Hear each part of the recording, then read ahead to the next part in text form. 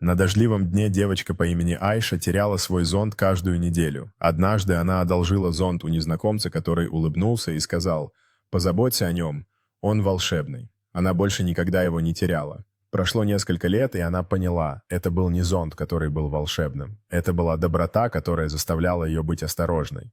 Теперь Айша стала молодой женщиной, размышляющей на скамейке в парке о том, как ее жизнь изменилась благодаря доброте.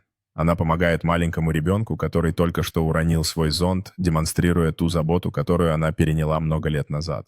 Айша на собрании сообщества делится своей историей о доброте с группой увлеченных слушателей «Волшебный зонт стоит рядом с ней». Она передает волшебный зонт кому-то другому с поддержкой и надеждой на лице, символизируя передачу доброты.